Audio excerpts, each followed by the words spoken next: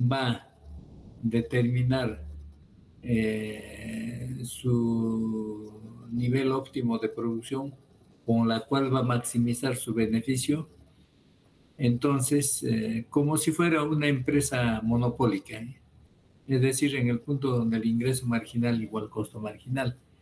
Y a ese punto corresponderá el precio máximo que va a cobrar la empresa, o que va a fijar el precio máximo. Entonces, una vez fijado el precio, en las empresas de la franja de la competencia van a tomar ese precio, como si fueran competencia perfecta, tomadores de precio.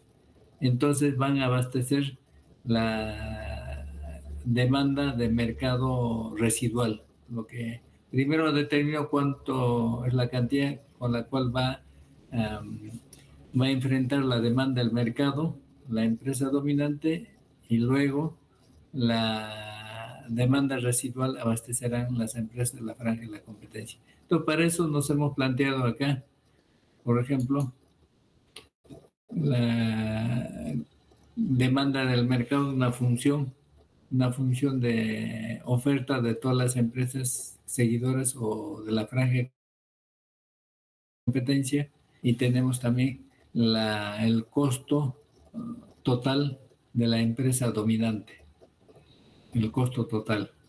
Entonces dice, pregunta, determinar la cantidad que produce, el precio que cobra y el beneficio que obtiene la empresa dominante. Entonces primero establecemos la demanda de la empresa dominante. ¿Cuál es la demanda? Entonces va a ser la demanda total del mercado menos la oferta de las empresas de la franja de competencia o seguidores. O sea, acá, en otras palabras, la demanda de la empresa dominante es costo de cantidad o demanda del mercado menos la cantidad de oferta de las empresas seguidoras. Entonces, reemplazamos esas funciones y obtenemos la función de demanda de la empresa dominante, realizando esa operación. Entonces, ya tenemos la función de demanda, ahora sí podemos determinar el ingreso marginal. Para hallar el ingreso marginal vamos a obtener la función de ingreso total. Como ustedes ya saben, la función del ingreso total es precio por la cantidad. Entonces reemplazamos la función del precio multiplicado por la cantidad. D quiere decir empresa dominante. Obtenemos esta función de ingreso total. El ingreso marginal es la derivada de este ingreso total con respecto a la cantidad. En consecuencia, esto sería el ingreso marginal. En otras palabras, solamente tendría el doble de la pendiente de la función de demanda. Esto, así, si quieren simplificar, el doble de la pendiente. El costo marginal de la empresa dominante es del costo total derivar con respecto a la cantidad. Y obtenemos esto. Este es el costo marginal. Entonces, para maximizar su beneficio, la empresa dominante, al igual que una empresa monopólica, va a igualar su ingreso marginal con el costo marginal. Es la condición de primer orden de maximización de beneficio. Igualamos ingreso marginal y costo marginal, reemplazamos sus valores, sus equivalentes. Entonces obtenemos que la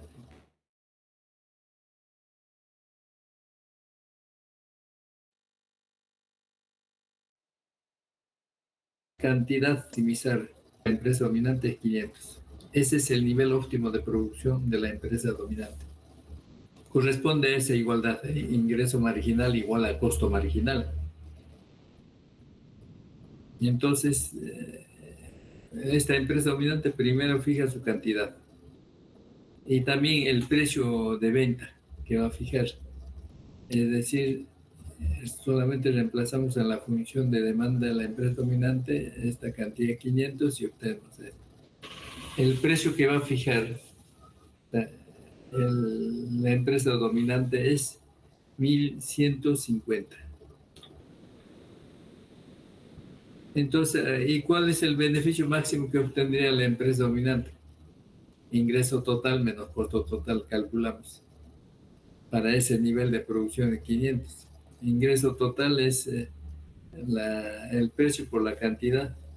Este es 575,000. Y el costo total reemplazamos simplemente el valor de Q. Es total 350,000. Y el beneficio máximo que obtendría la empresa dominante es 225,000. ¿Y cuál es la cantidad total del mercado? Reemplazamos en la función de demanda del mercado en vez de P su equivalente y obtenemos 4,250. Eso quiere decir que la demanda total del mercado es 4,250. Eso tienen que abastecer la empresa dominante y las empresas de la franja de competencia. Pero como primero ha determinado su cantidad 500 la empresa dominante, entonces la diferencia de 4,250 sería menos 500, 3,750. Es lo que va a producir o ofertar las empresas de la franja de competencia. Aquí estamos reemplazando. La empresa dominante representa el 11,76% de la oferta total. Entonces, por eso esta empresa dominante representa una elevada participación en la oferta total. Determina la cantidad ofrecida por las empresas seguidoras. Entonces, es lo que ya les mencioné. La cantidad total de las empresas que deben, o la demanda residual que deben ofrecer las empresas es 3,750. Era la diferencia 500, 4,250 menos 500, 3,750. Entonces, aquí vamos a representar en la gráfica. En la empresa dominante aquí tenemos, aquí está la función de demanda representada por esta expresión. La función de oferta también representada por el costo marginal, equivalente a esta expresión. Y el ingreso marginal también hemos calculado acá. Entonces, ¿dónde maximiza el beneficio? En el punto donde el ingreso marginal igual costo marginal. En consecuencia, el nivel óptimo de producción, lo que hemos calculado es 500, sino que estamos mostrando gráficamente. Y el precio de venta máximo sería 1,150. ¿Ya? Entonces, ahora vamos a dibujar las empresas seguidoras. Se comportan como competencia perfecta. Esto va a determinar el equilibrio entre oferta igual a la demanda. Pero ese precio no lo sería 1,200. Ese precio no van a adoptar porque están tomando el precio que ha fijado la empresa dominante, 1,150. De 1,150, la cantidad que demandaría el mercado es 4,250. Pero 500 es lo que produciría la empresa, ¿no es cierto? La empresa dominante. Y las empresas de la franja de competencia producirían a ese precio igual a este punto de la función de oferta, 3,750. Entonces, así se determina el equilibrio de este modelo de empresa dominante o liderazgo de precios, estimados amigos.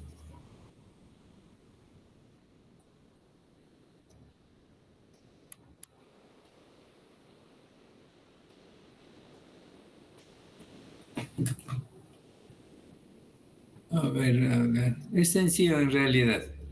Eso les faltaba explicar en clase.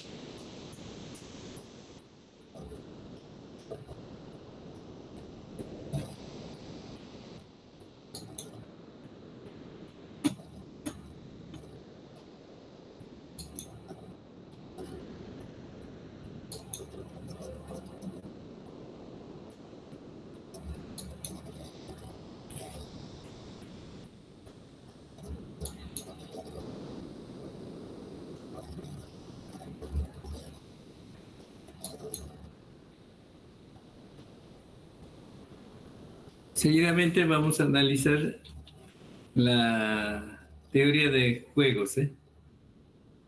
La teoría de juegos es un instrumento útil para estudiar el, el comportamiento estratégico de las empresas.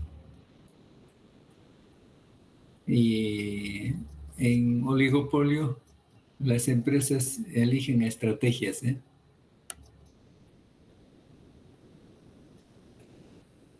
Aquí están algunos conceptitos que quería compartir. Ustedes ya conocen la teoría de juegos, sino de manera, digamos, puntual y elemental estoy presentando.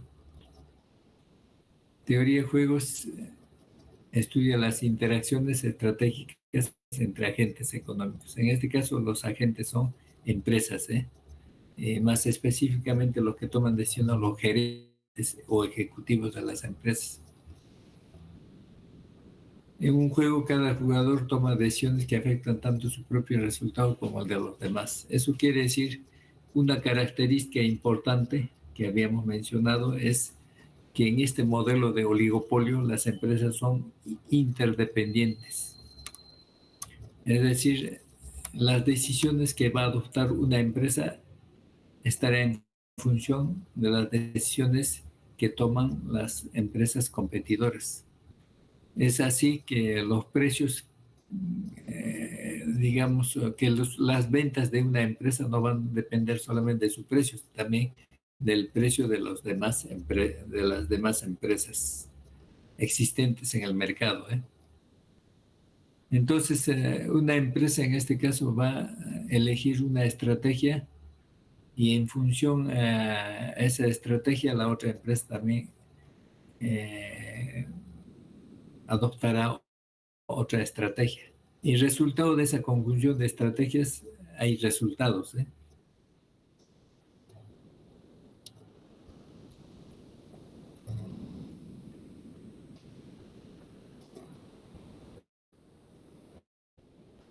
Entonces, la teoría de juego, como aquí menciona, es un instrumento en la toma de decisiones estratégicas.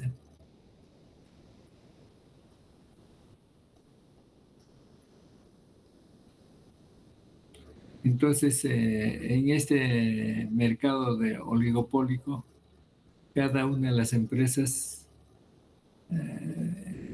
toma decisiones estratégicas, pero para maximizar su beneficio, para obtener ventajas, pero considerando las decisiones de las otras empresas. Cada empresa va a elegir su estrategia óptima que maximiza su beneficio, pero considerando las estrategias de las otras empresas. Primeramente, esta teoría de juegos, como ustedes ya saben, ha sido utilizado en las estrategias militares, porque en un conflicto, en una guerra, los, los, los enemigos, los adversarios, toman decisiones estratégicas y van a elegir aquella decisión que maximiza el resultado, que es favorable el resultado para triunfar en la guerra. Igual sería en las empresas también, que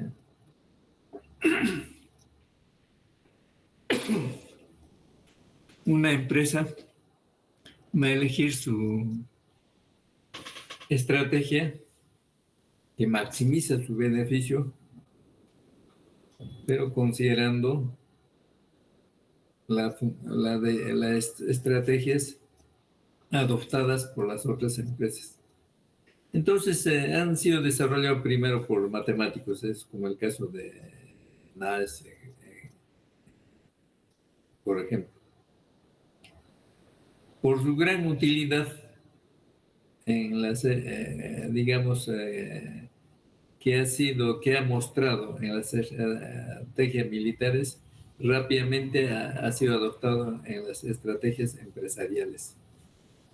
Las empresas en el mercado compiten unos con otros, toman o eligen sus estrategias óptimas. Entonces, el primero que ha desarrollado, solamente para recordarles, es John Boone Newman. Es el fundador que inició el desarrollo de la teoría de juegos.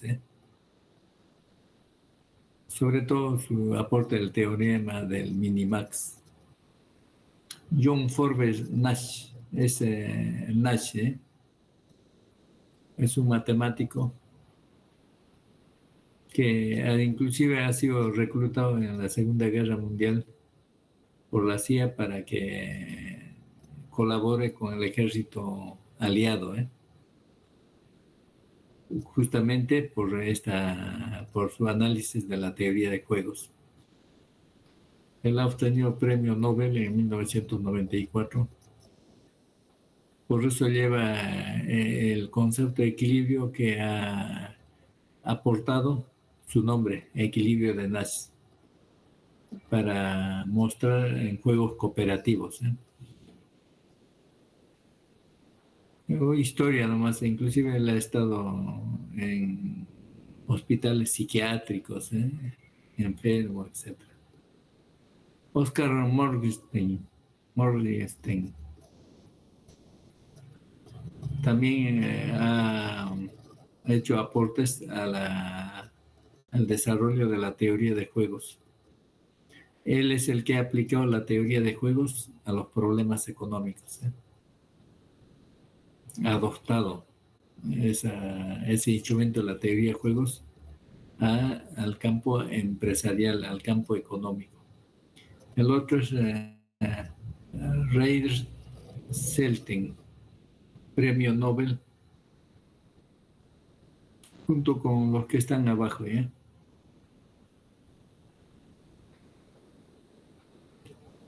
Con Nash y Hartstein contribuyó a la teoría de juegos, particularmente en el área de juegos dinámicos y de información incompleta. John Hartstein es otro también economista. Contribuyó al análisis de los juegos de información incompleta. Shapley, premio Nobel también en 2012. Plantea soluciones para juegos cooperativos, etcétera. Esa es una historia de la teoría de juegos. Ustedes pueden revisar la bibliografía de manera extensa. La teoría de juegos incluye jugadores, estrategias, rendimientos. Son 3 elementos. Jugadores son los que toman decisiones. En el campo empresarial serían los gerentes de las empresas oligopólicas. Jugadores en este caso serían empresas. Estrategias son las opciones que pueden elegir los jugadores. Son las opciones que van a, digamos, que van a elegir, o estrategias que van a elegir las empresas, pero maximizando su beneficio, que les reporta mayor rendimiento, mayor beneficio. Y el rendimiento es el resultado, el pago, el beneficio, el premio, la lotería, si queremos llamarlo así.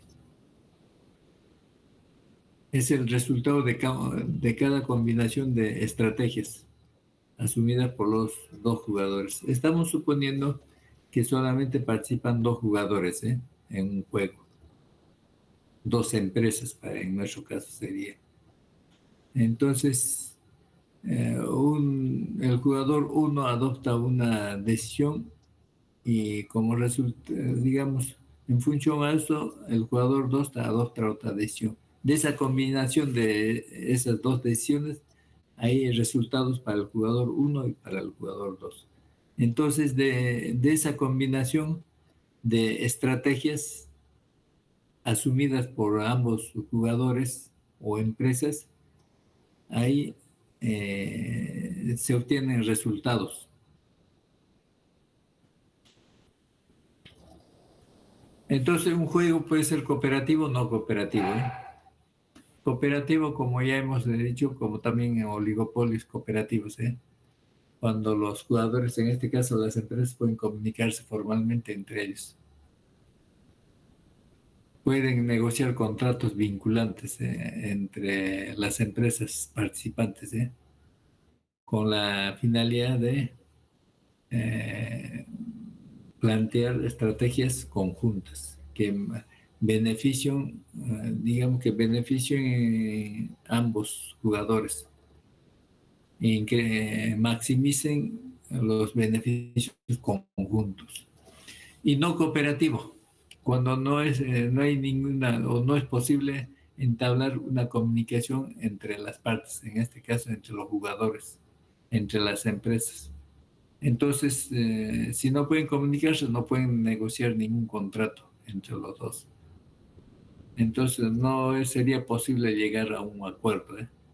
Cuando es cooperativo, podrían llegar a un acuerdo las empresas o los jugadores participantes del juego para maximizar los beneficios conjuntos. En cambio, en no cooperativo no hay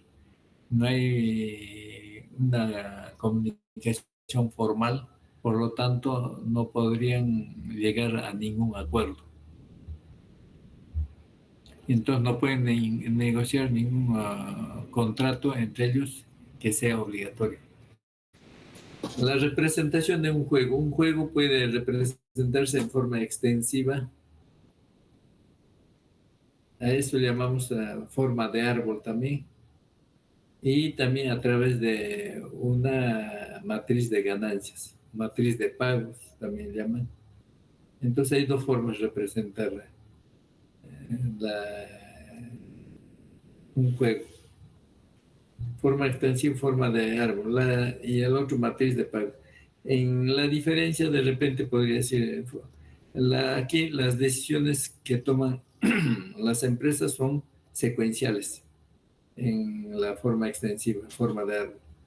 Primero toma decisión un jugador, después lo hace el otro jugador. En cambio, en matriz de ganancias,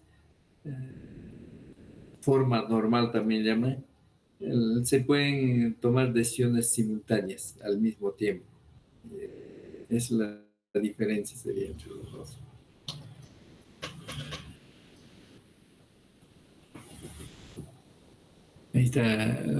Esta forma extensiva o forma de árbol es útil para juegos secuenciales, ¿eh? Esta forma de árbol muestra, digamos, lo que llamamos las informaciones, la información disponible en el momento del juego y las ganancias que se pueden obtener. Por ejemplo, para eso se necesitan nodos. Nodos son por ejemplo,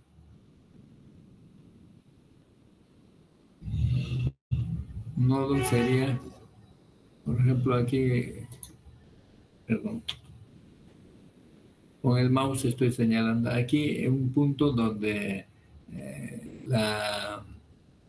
el jugador dispone de información. Por ejemplo, en este juego sería,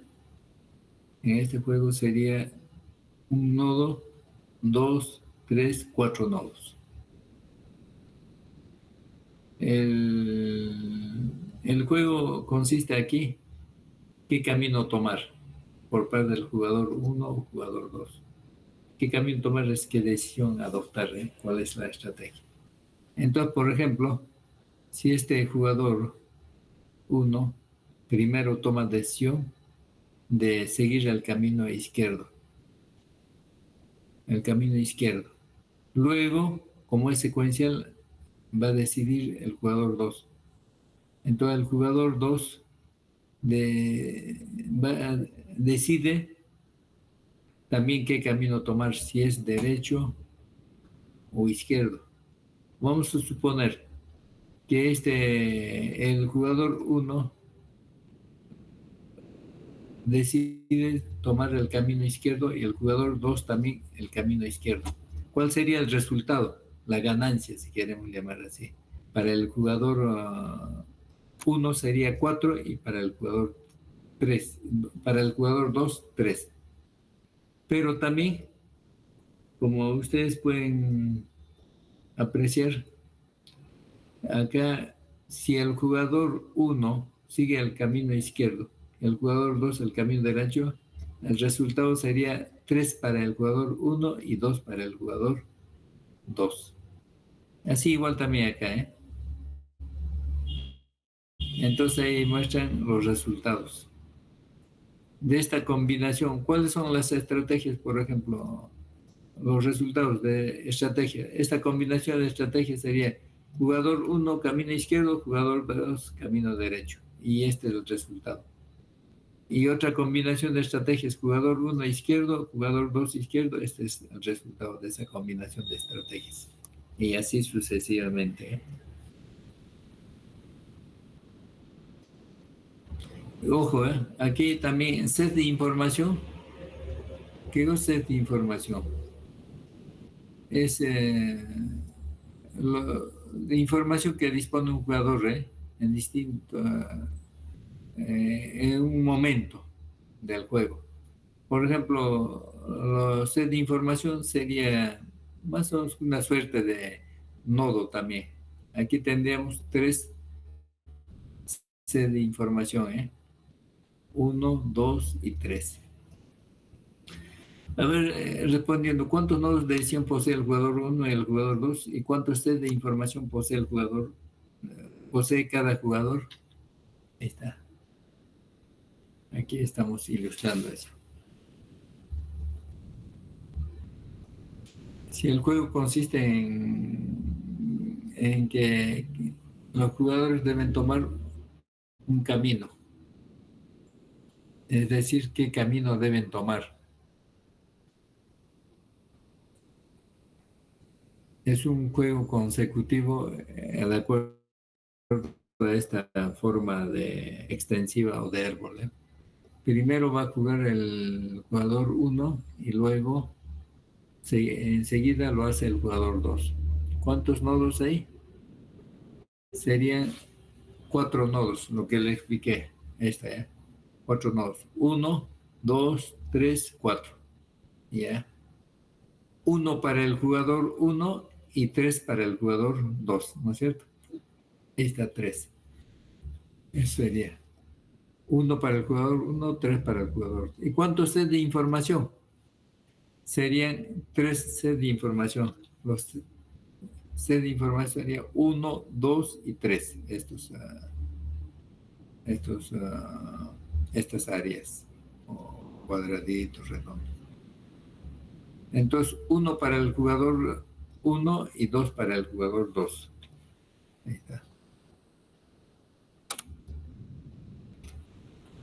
Dice también la pregunta si este juego también se puede representar con una matriz de ganancias o de pagos. Claro, por supuesto. Ahí está. Solamente antes de representar algunos conceptitos, los nodos de decisión, punto donde los jugadores eligen sus acciones, las ramas del árbol que salen de cada nodo de decisión, jugadores, cada nodo pertenece a un jugador que toma decisión en ese punto. Pagos a cada hoja del árbol sería el resultado. La matriz de ganancias dice en el juego representamos a través de matriz de ganancias, es decir, a través de una tabla que muestra todas las estrategias que van a adoptar cada jugador. Y ahí mismo también se muestran los pagos o beneficios que van a resultar de cada combinación de estrategias.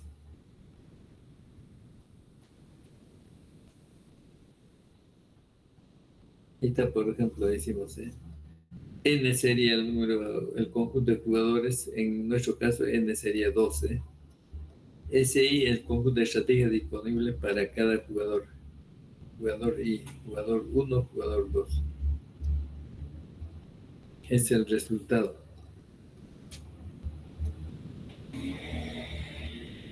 Esta sería la función de utilidad o pago del jugador I. Ahí está, eso es lo que estoy representando acá. Jugador, supongo que un juego de dos jugadores, uno y dos, donde cada uno va a elegir entre las estrategias A y B.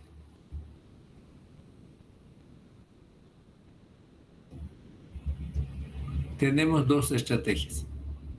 Si el jugador 1 elige estrategia A, el jugador 2 también la estrategia A, el resultado para ambos sería 3 y 3, el pago, el beneficio. Pero si el jugador 1 elige la estrategia A y el jugador B, el jugador 2 la estrategia B, el resultado para el jugador 1 sería 1 y para el jugador 2, 4.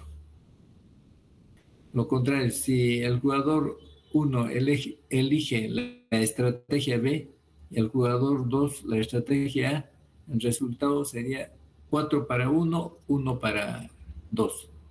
Siempre en este paro ordenado, el primero es el pago o el beneficio para el jugador 1.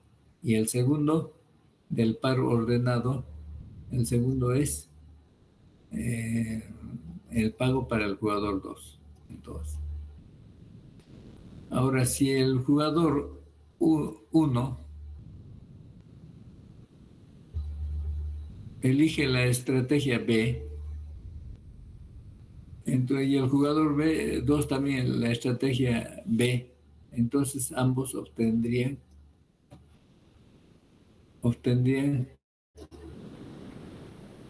este resultado. 2 para 1, 2 para 2, así.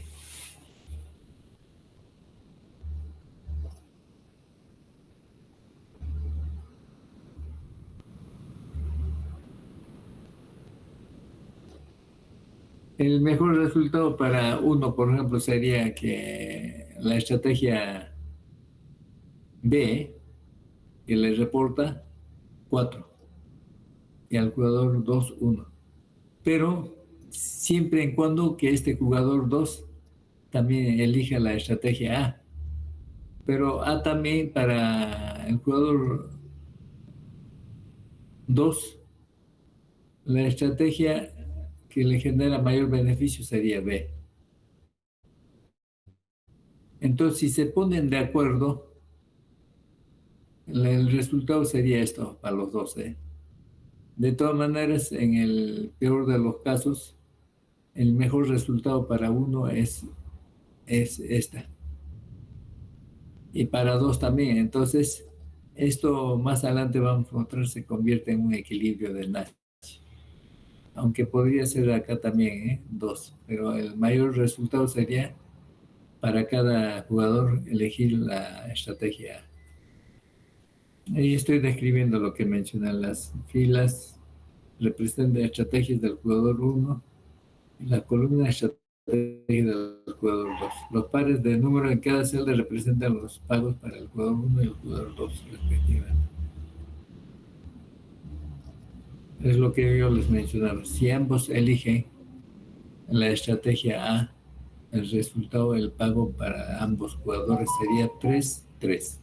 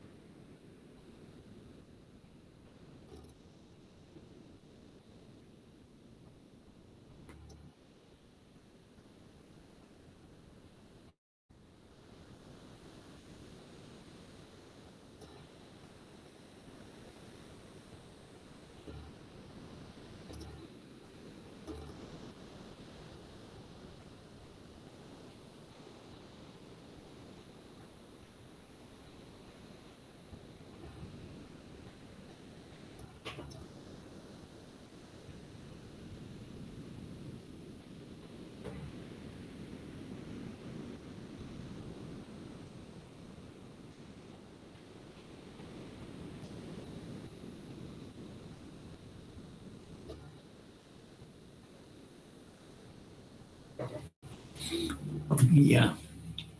Este cuadrito debería antes. Esto se refiere al a esta representación. Estos mismos resultados, esta combinación de estrategias, mostramos a través de esta forma extensiva. ¿Qué camino seguir? Jugador 1 tiene estas estrategias, jugador 2 estas dos. Estos mismos resultados estoy poniendo de ella. Lo mostramos a través de esta matriz de ganancias.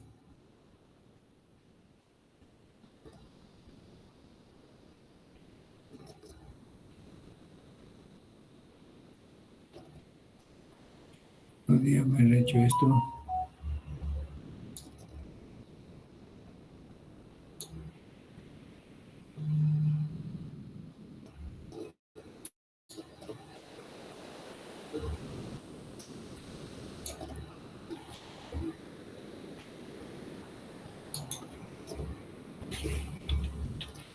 Ahí está. El resultado, jugador 1, cuando el jugador 2 elige también izquierdo, 4-3. Ahí está. 4-3. 3-2. 3-2, acá está.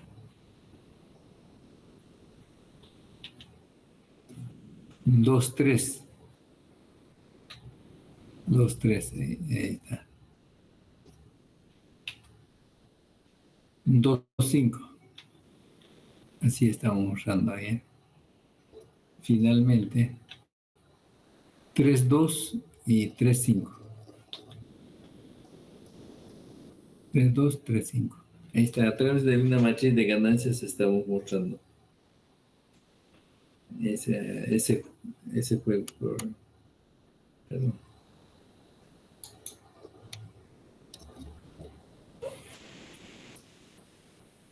O sea, este mismo juego podemos representar en forma de árbol con movimientos secuenciales y en forma de matriz de pagos. Así. Aquí puede ser las decisiones simultáneas.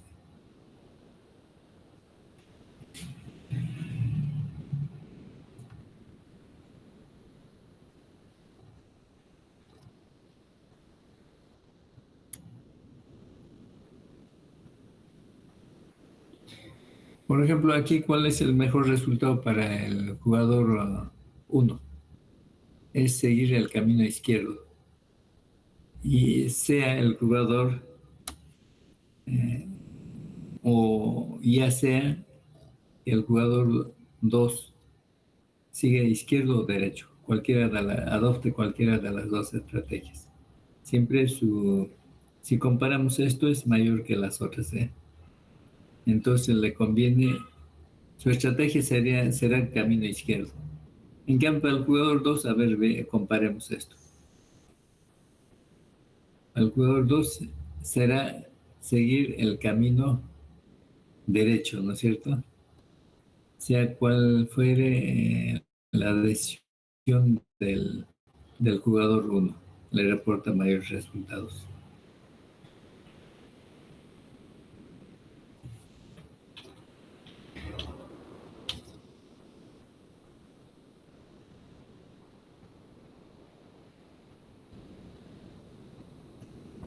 Entonces, de acuerdo a eso, ¿cuál es el resultado? Que ambos jugadores sigan el camino izquierdo.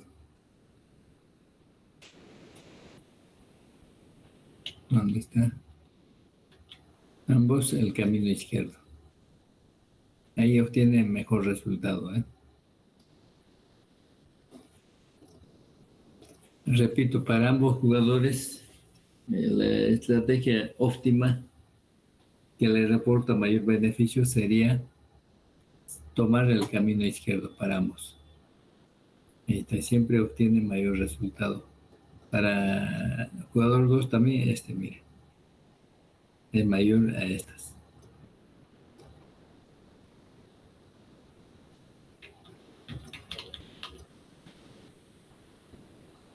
¿Tiene algún jugador una estrategia dominante?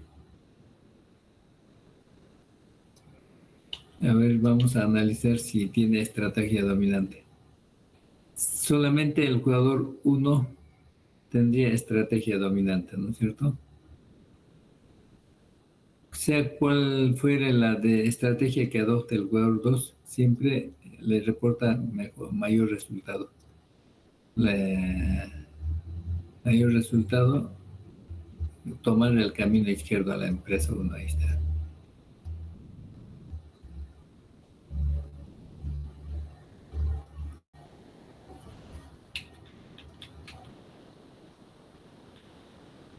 ¿De qué tipo de equilibrio se trata?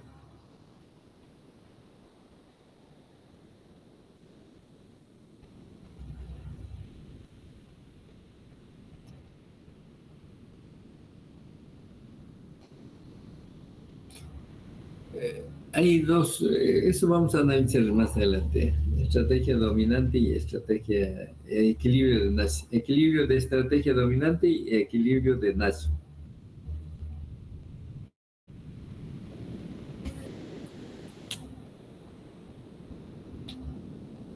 Entonces, en el juego, ¿cómo sería?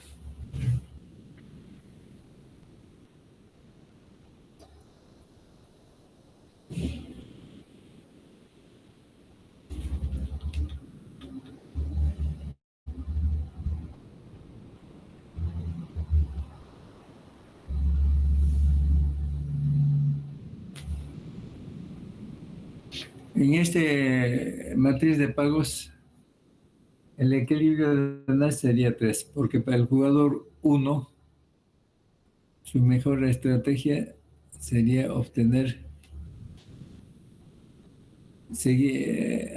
la estrategia, la estrategia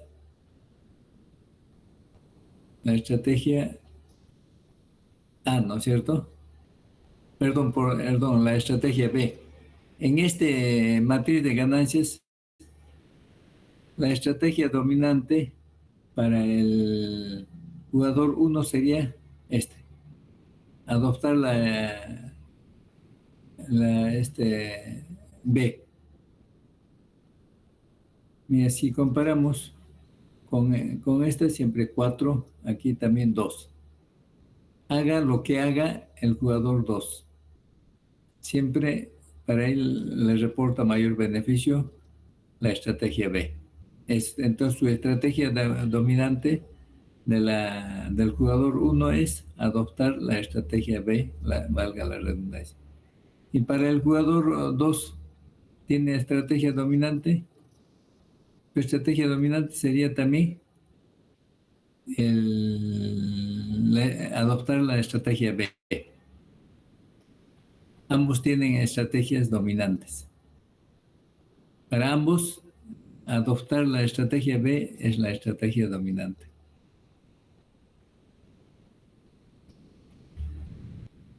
Entonces, el jugador, si se pondrían de acuerdo, negociar contratos, de repente la mejor estrategia para ambos sería esta, 3-3.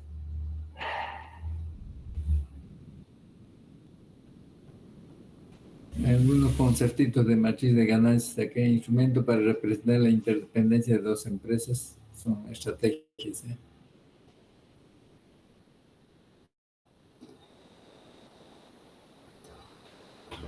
Como hemos mostrado en ese pequeño ejemplo, tanto la matriz de ganancias como la forma extensiva de representación de un juego, ¿no es cierto?, tienen la misma información, disponen de la misma información. Si no, la diferencia sería el orden de movimiento de los jugadores, y el número de veces que pueden participar. La forma extensiva, el orden de movimiento es secuencial. En matriz de ganancias es simultáneo. El número de veces que pueden participar en el extensiva es una sola vez, En cambio, en la matriz podrían participar varias veces.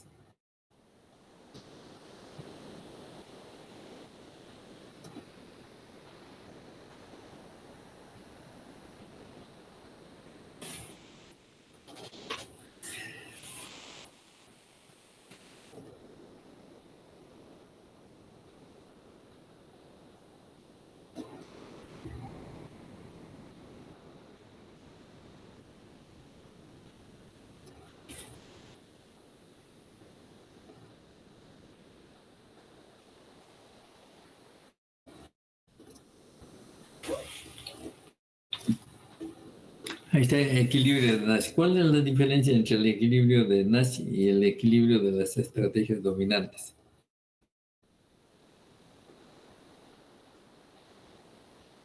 Entonces, en el equilibrio de Nash, las empresas o los jugadores van a elegir la estrategia que maximiza sus ganancias, pero teniendo en cuenta las elecciones de sus adversarios, teniendo en cuenta las estrategias que han adoptado sus adversarios. Es un juego no cooperativo el equilibrio de Nash.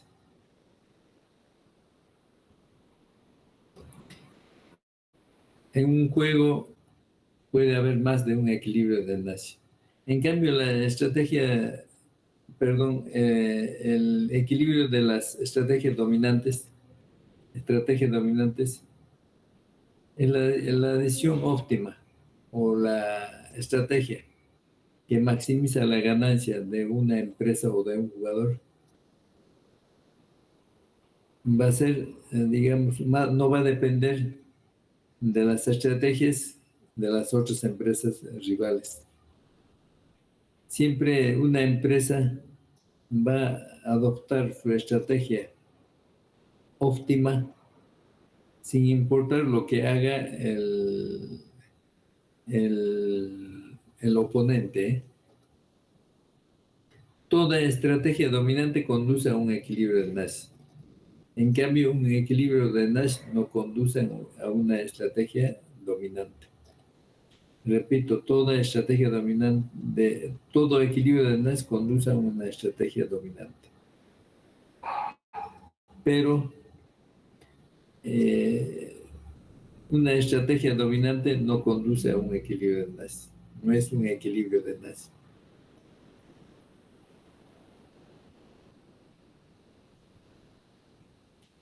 En equilibrio de estrategias dominantes, cada empresa o jugador obtiene mejor resultado, pero independientemente del que obtenga el otro. Es lo que mencioné, ¿eh? El equilibrio de estrategia dominante conduce al equilibrio de Nash.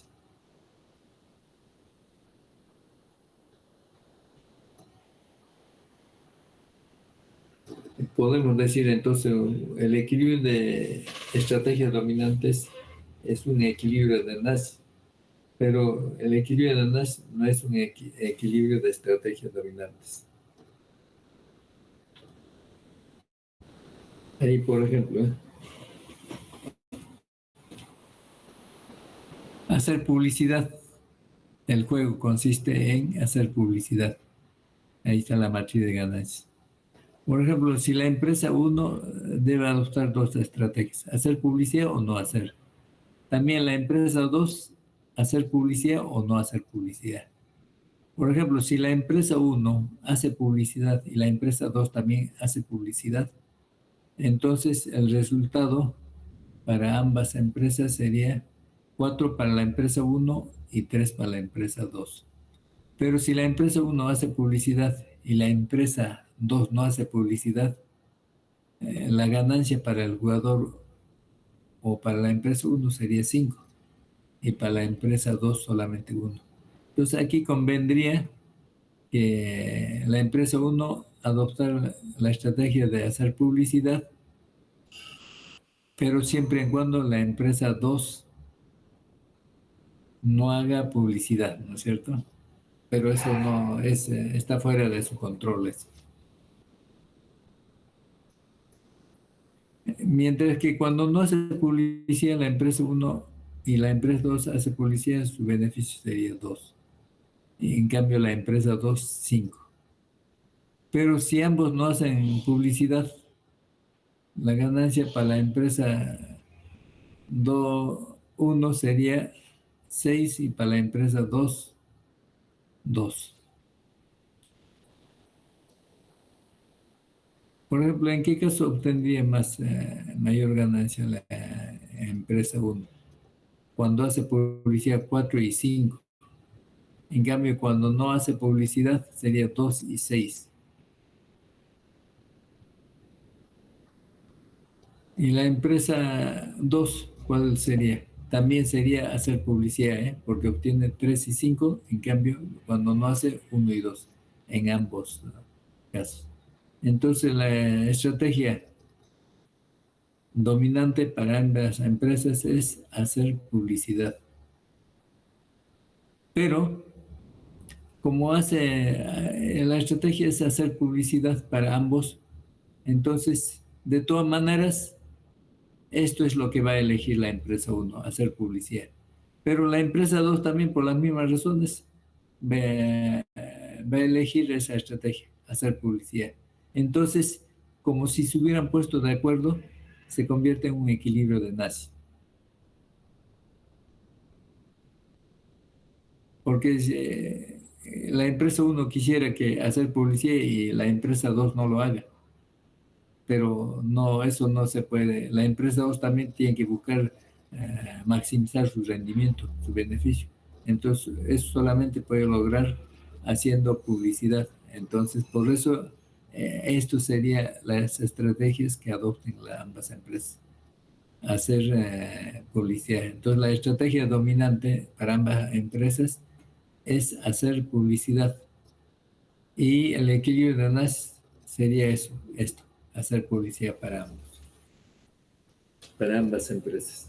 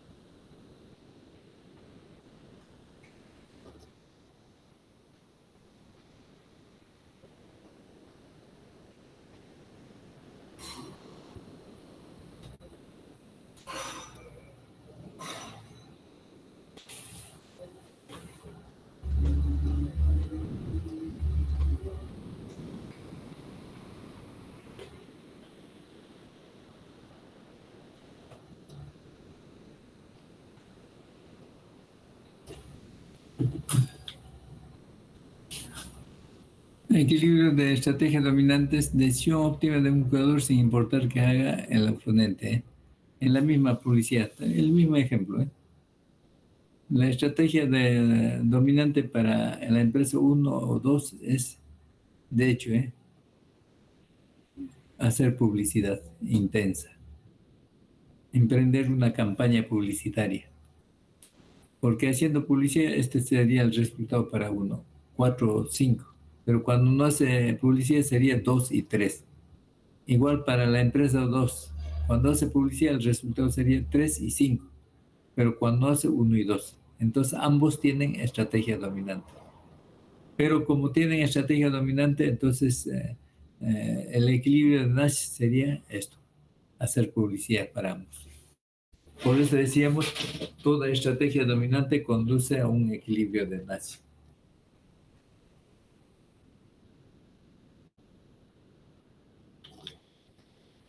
El dilema del prisionero. Esto es bastante útil para representar las estrategias que adoptan las empresas cuando no pueden cooperar.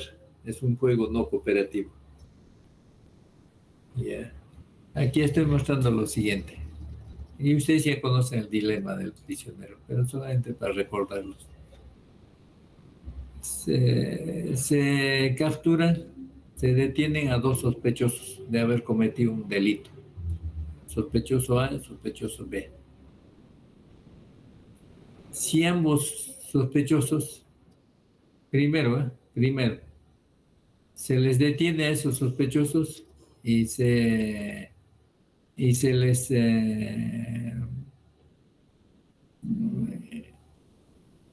les pone en celdas separadas. Los detienen, pero están en celdas separadas. No hay manera como pueden comunicarse entre los dos. Creo en la vida real hacen así también cuando detienen a los implicados en un delito, ¿no es cierto? Entonces están en celdas separadas, entonces no hay manera cómo pueden comunicarse entre ellos. Entonces aquí, por ejemplo, si en el caso de que las dos empresas, los dos sujetos, los dos individuos, sospechosos A y B, podrían cooperar, podrían comunicarse, solamente recibirían una pena de 1 año.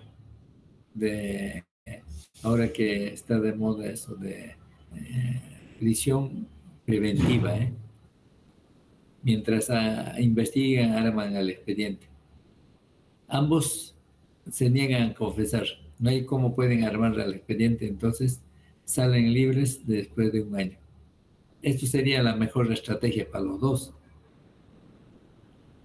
No confesar, ¿no es cierto? Entonces no hay cómo el juez, el fiscal arme el expediente, entonces saldrían libres.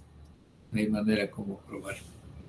Pero como aquí no pueden comunicarse estos prisioneros, entonces dice, si el sospechoso confiesa y B también confiesa, pueden ir 5 años ambos a la cárcel. Pero en este caso, si A confiesa y B no confiesa, B podría ir 10 años a la cárcel y salir libre A. Mientras que si A no confiesa y B confiesa, entonces A podría ir 10 años. 10 años. Y sale libre B. Entonces, como le digo, como esto es un juego no cooperativo, entonces dice A, diría, mira, si yo confieso y el otro confiesa, 5 años voy a la cárcel. Pero si yo no confieso y el otro confiesa, puedo ir 10 años. Si yo no confieso y el otro confiesa, yo 10 años puedo ir. Entonces, pero no sé qué es lo que va a decidir el sospechoso B. Igual también diría el sospechoso B. Si yo confieso y el otro también confiesa, 5 años puedo ir. Pero si yo no confieso y el otro confiesa, yo puedo ir 10 años a la cárcel. Entonces, ¿cuál es el mejor resultado para ambos? Mejor confesar, haga lo que haga el otro, 5 años. Yo tengo ese riesgo de ir 10 años a la cárcel. 5 años, haga lo que haga el otro, el cómplice. Entonces, la estrategia dominante en este dilema de prisioneros sería confesar, para ambos. En el peor de los casos, el mejor resultado sería eso. Para ambos, tanto para A como para B. Aunque el mejor resultado sería esta, no confesar. Pero como no hay comunicación, este juego no es cooperativo, no pueden cooperar, entonces no podrían adoptar eso. Corren el riesgo de ir 10 años a la cárcel. Entonces, en el peor de los casos, es 5 años. Entonces, esta estrategia dominante para ambos prisioneros es confesar. Y si podrían colaborar, podrían cooperar entre ambos, la mejor sería para ellos no confesar. Pero el problema es que si no confiesa y el otro confiesa, pueden ir 10 años a la cárcel. Entonces, ambos prisioneros tienen estrategia dominante de confesar.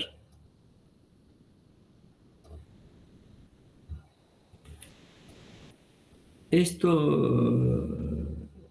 dilema del prisionero, el juego del dilema del prisionero, es útil para representar, por ejemplo, las estrategias que adoptan las empresas cuando, por ejemplo, cuando van a emprender campañas publicitarias, como hemos mencionado, o van a entrar a una guerra de precios, fijación de precios. En esos casos es bien útil.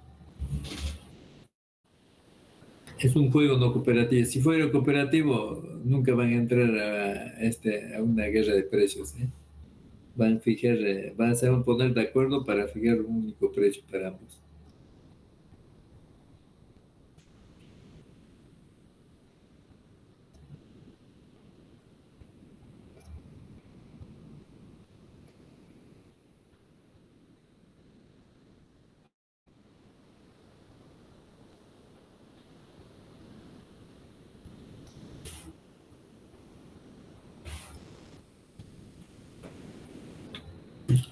Ahí dice, las empresas oligopolios se enfrentan a un dilema del prisionero cuando eligen estrategias de fijación de precios, guerra de precios o campañas publicitarias.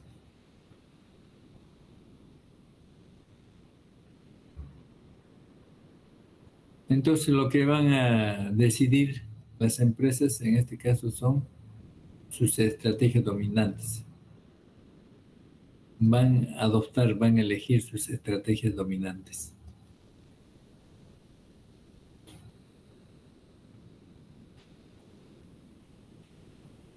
Por ejemplo, aquí en una juego de fijación de precios.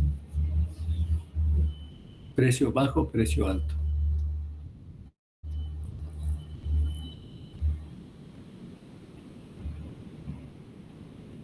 Para ambas empresas, de acuerdo, tendrían su estrategia dominante de fijar un precio bajo, porque obtendría 2 y 5 en ambos casos. En cambio, si fija un precio alto, siempre es 1 o 3 más bajo. Y para la empresa 2 también, mira, comparan 2 y 5, fijar un precio bajo en comparación con 1 o 3 cuando fija precio alto. Entonces, para ambas empresas sería su estrategia dominante fijar un precio bajo.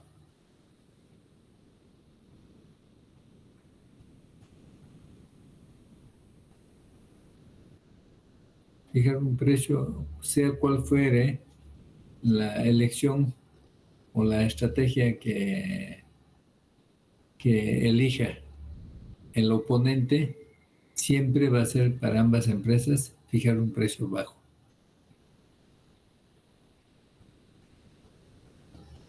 Esta es su estrategia dominante. Y el equilibrio de Nash va a ser fijar un precio bajo, porque es lo que han elegido aquí. Su estrategia dominante para ambas empresas es elegir un precio bajo. Si estas empresas podrían cooperar, digamos, la mejor estrategia dominante sería un precio alto, obtendría mayor beneficio. Pero cuando pueden cooperar, pero si no pueden cooperar, no pueden comunicarse, no sería. Entonces la estrategia que van a adoptar es esta, para ambas empresas, fijar un precio bajo.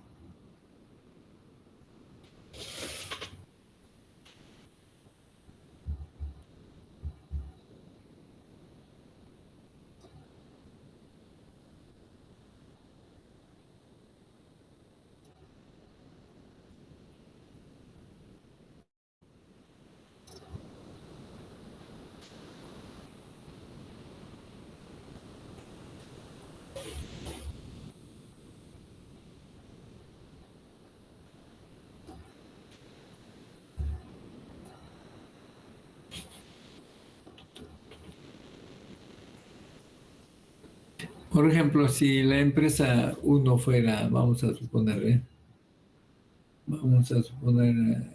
dos empresas por departamentos, Saga y Ripley, vamos a decir dos empresas. Empresa 1 es Saga, empresa 2 Ripley.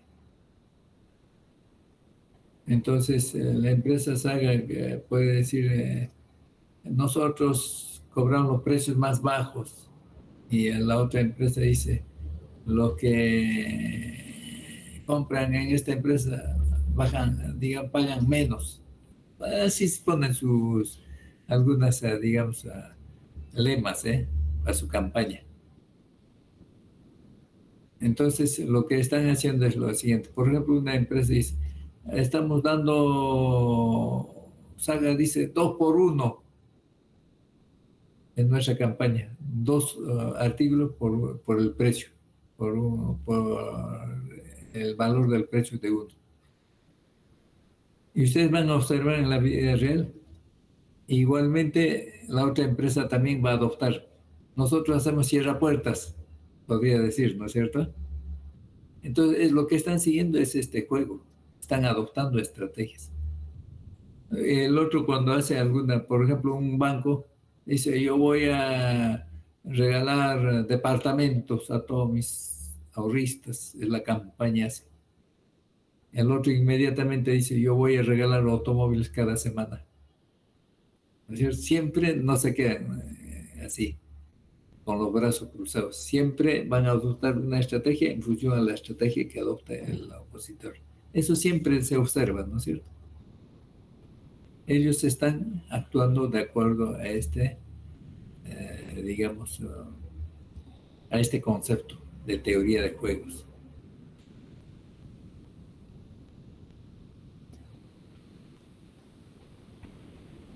Es como, por ejemplo, como esto era adoptado en estrategias militares, como dos ejércitos frente a frente, van a, van a elegir sus estrategias, cómo atacar para vencer al enemigo. Dice, si yo ataco digamos, por el flanco izquierdo, y el otro también ataca por el flanco izquierdo, ¿cuál sería el resultado que tendría? Si yo ataco por el flanco izquierdo y el otro por el flanco derecho, ¿cuál es el resultado? ¿No es cierto? Entonces, de acuerdo a esos resultados, estos valores, van a adoptar su estrategia los ejércitos. Igual también las empresas. Dice, si yo cobro un precio bajo y el otro también cobra un precio bajo, este es mi resultado, este paro ordenado. Si yo cobro un precio bajo y el otro el precio normal o alto, este es el resultado que podría obtener. Entonces, en función a estos resultados de la combinación de estrategias, la empresa va a elegir la estrategia que va a maximizar su beneficio, que le va a generar mayor rendimiento. Entonces, para eso hemos analizado dos equilibrios de Nash y de estrategias dominantes. En este caso, la estrategia dominante sería, yo voy a cobrar un precio bajo, siempre cobrando un precio bajo obtengo mejor resultado, mejor rendimiento que fijando un precio alto. Igual también la empresa 2. Al final dice la empresa 1, haga lo que haga la empresa 2, yo voy a fijar un precio bajo. También la empresa 2 dice, haga lo que haga la otra empresa, cobre precio bajo o alto, yo cobro precio bajo. Es el mejor resultado para mí. Entonces, como ambos han elegido cobrar un precio bajo, este se convierte en un equilibrio de Nash. Como ese equilibrio de estrategia dominante conduce a un equilibrio de Nash. Entonces, un equilibrio de Nash es un juego no cooperativo. Si fuera cooperativo, el mejor resultado sería eso, cobrar un precio alto para ambos. Eso solamente lograrían lo que hemos analizado, ¿se acuerdan? En el caso de corrupción, cártel, en vez de estar compitiendo en una guerra de precios, cobrando precios bajos y reduciendo nuestras ganancias, mejor para incrementar nuestras ganancias, ambos nos ponemos de acuerdo, entonces negociamos un contrato obligatorio de cumplir y cobramos un precio alto. Vamos a acordar cobrar un precio alto. Es nuestro acuerdo y vamos a cumplir, ¿eh? Es lo que hacen pues en la corrupción. Se están comportándose como si fuera un monopolio. De eso se trata, estimados amigos. ¿Alguna pregunta, algún comentario?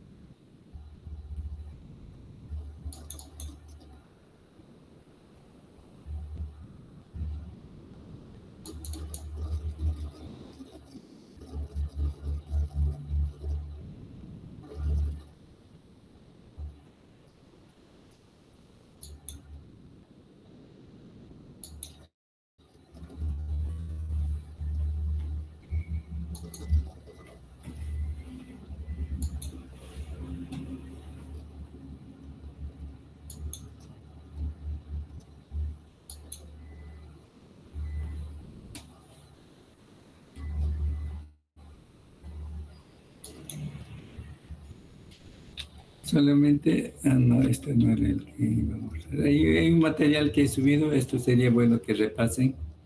De repente en la siguiente clase repasamos este material, me parece interesante el libro de Robert Pindigues.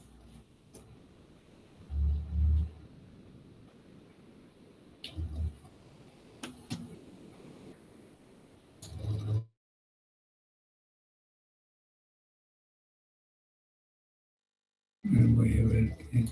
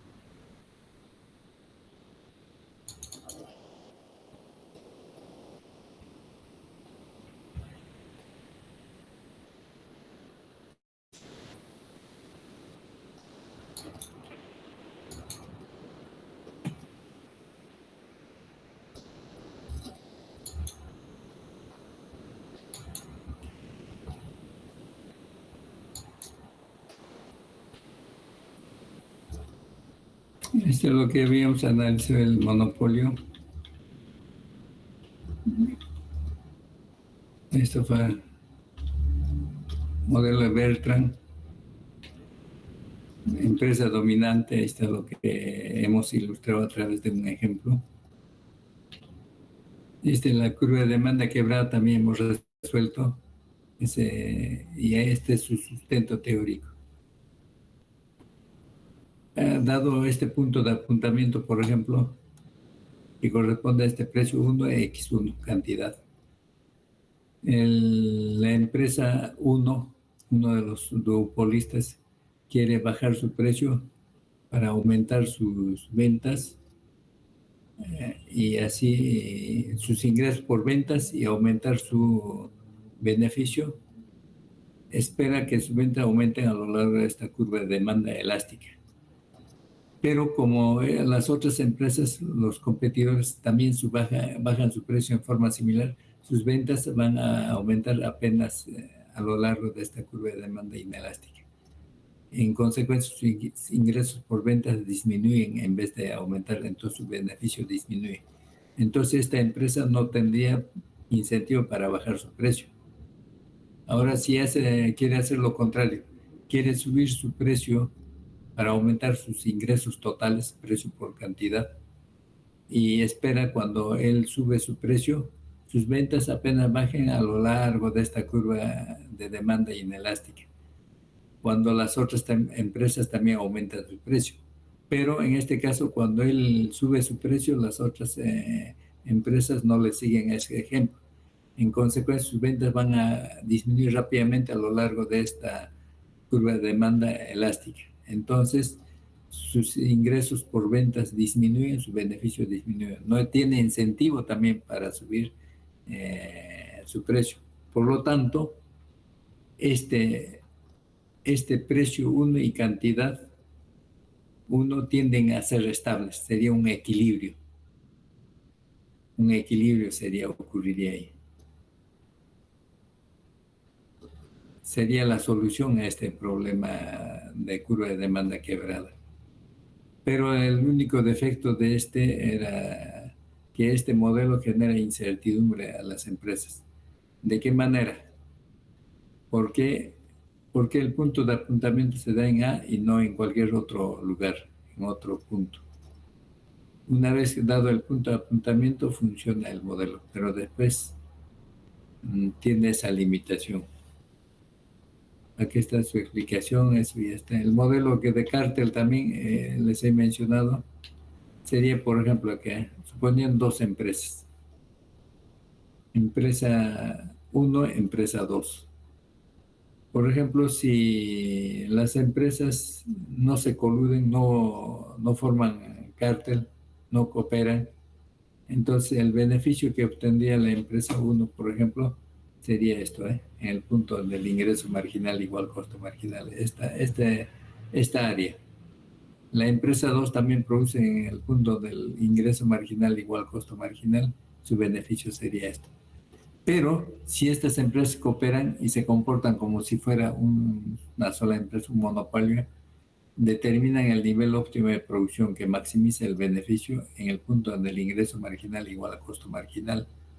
Entonces el precio que fijarían es esto. Es el precio al cual se han puesto de acuerdo.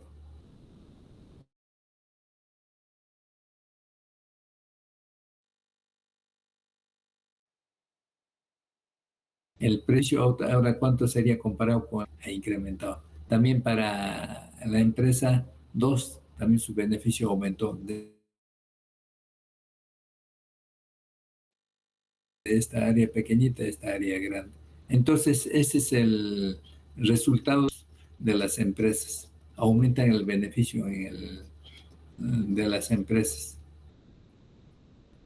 Entonces, eso quería mostrarles, nada más. Con eso completamos todo el análisis del oligopolio, estimados amigos.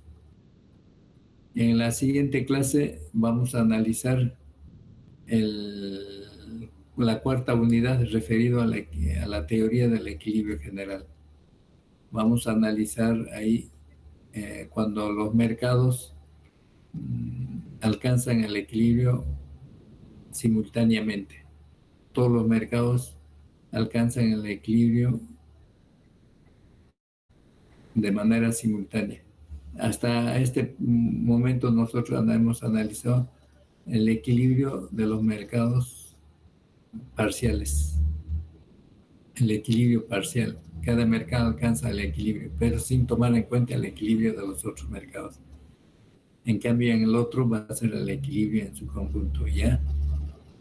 Si hubiera alguna pregunta, algún comentario, pueden formular. Voy a tomar control de asistencia.